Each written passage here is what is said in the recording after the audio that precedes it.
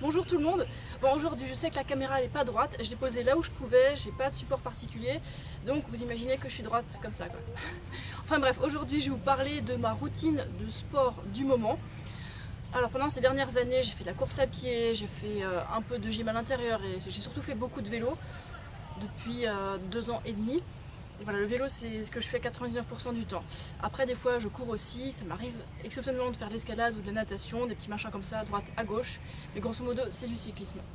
Et on me reproche souvent de faire beaucoup trop de vélo et que personne ne peut s'identifier à ça.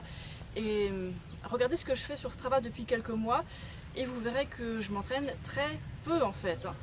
Donc en moyenne, je pense que je m'entraîne 1 heure par jour. Tout le monde peut faire ça, hein.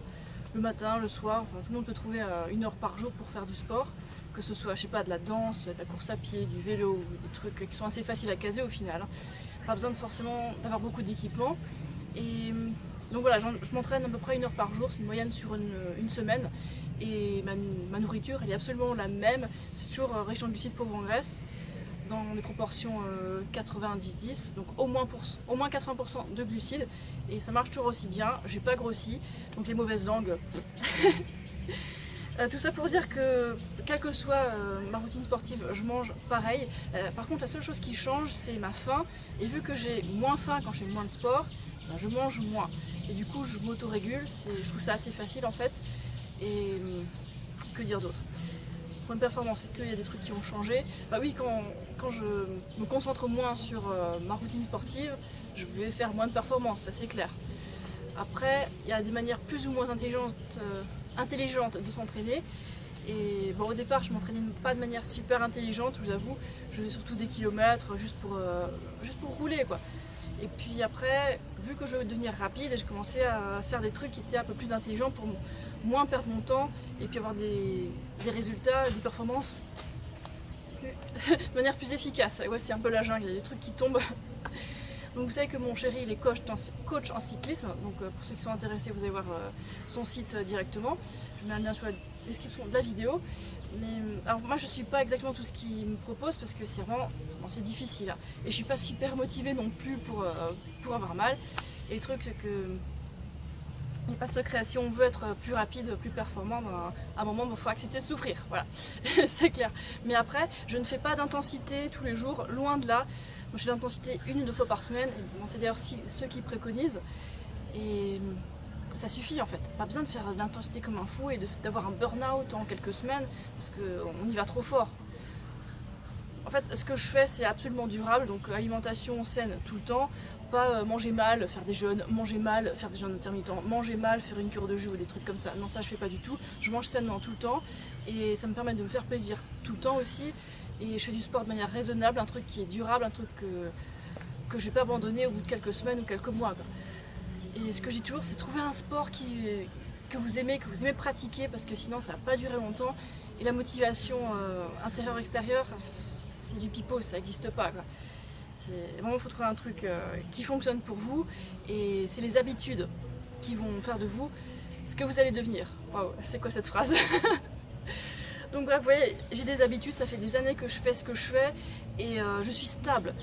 Et je vous déconseille d'écouter des gens qui changent tout le temps ce qu'ils font tous les mois, parce que ça montre bien qu'ils n'ont pas encore trouvé leur stabilité. Donc attendez qu'ils se stabilisent avant de faire ce qu'ils font, parce que sinon c'est probable que vous soyez sur la même montagne russe qu'eux. Voilà. Quoi d'autre? Bon, en ce moment je suis en Thaïlande et puis c'est la saison de la mousson, donc il pleut assez souvent. Là il pleut pas, mais en fait tout est humide. Je sais pas si vous voyez un petit peu, tout est humide. Et bon, pour s'entraîner c'est pas génial, donc il faut un peu plus de motivation pour aller dehors et voir le vélo crac-crac quand on revient, tout plein de boue et tout ça, même sur la route. Enfin bref, le vélo ça reste comme toujours un plaisir, et puis c'est un truc convivial aussi, hein. Alors soit je peux m'entraîner toute seule, soit m'entraîner avec des gens, soit juste faire une sortie relax, soit carrément juste me déplacer sans pression aucune, juste pour aller, je sais pas, manger quelque part, aller acheter un truc. Voilà, le vélo c'est ça aussi, ça permet de faire les déplacements, faire le sport, et puis du bien-être, et ça permet d'éliminer le stress. Si je me sens un petit peu stressée pour X raisons, je sais pas, le boulot ou YouTube, non, je vais faire du vélo, et puis après mes problèmes ils me paraissent tellement ridicules. Voilà. Je vais faire du vélo, je vais manger un truc, et puis émotionnellement c'est tellement facile après ça. Donc je sais pas si vous avez des petits problèmes émotionnels, essayez de manger plein de glucides et de faire de suer, de faire du sport une fois par jour, pas forcément pendant très longtemps, et vous verrez une différence, je le parie quoi. Donc essayez ça. Et voilà, vous voyez, je fais pas beaucoup de sport. Allez voir mon compte Strava si vous ne me croyez pas. Je mets aussi le lien dans la description de la vidéo, c'est tout à la fin de la description il me semble. Suivez-moi, suivez mes sorties à vélo et à pied sur Strava. Et vous allez voir mes moyennes, la quantité de sport que je fais en heures et en kilomètres. Vous voyez, c'est vraiment pas sorcier, c'est tout à fait réalisable. Hein. Voilà. Et comme je l'ai dit la plupart du temps, j'y vais mollo sur vélo et puis une fois par semaine, je fais l'intensité pendant pas trop longtemps non plus, hein, mais juste de manière que ça compte et voilà, avoir un peu mal aux muscles, mais tant que c'est que les muscles, c'est pas grave. Si on commence à avoir mal aux articulations, là il faut commencer à se poser des questions, mais bon, avec le vélo, c'est pas un souci du tout vu que c'est un sport qui a pas d'impact. Et je peux aussi faire une petite parenthèse sur la course à pied. J'en ai fait vraiment très peu pendant ces 2 dernières années et on va dire si peu que maintenant quand je vais courir 10 km, je sens un peu mes articulations, c'est pas trop méchant, mais je conseille plutôt de faire ce que j'ai fait au début, c'est-à-dire commencer tout doucement, juste je sais pas 2 km si c'est votre limite, et augmenter petit à petit parce que vos articulations elles vont s'adapter lentement à faire des kilomètres quoi.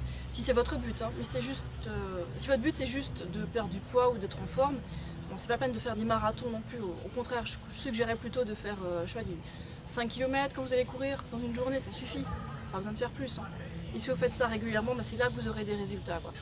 Donc ne soyez pas trop ambitieux, ne vous en demandez pas trop au début. Laissez-vous le temps de faire des progrès et que vos articulations s'habituent, c'est vachement important. Sinon vous allez avoir des blessures.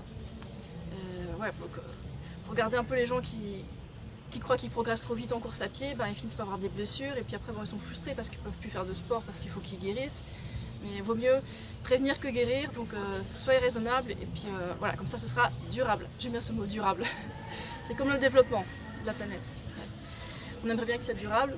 Bon, souvent c'est du greenwashing. Bref, je dévie complètement.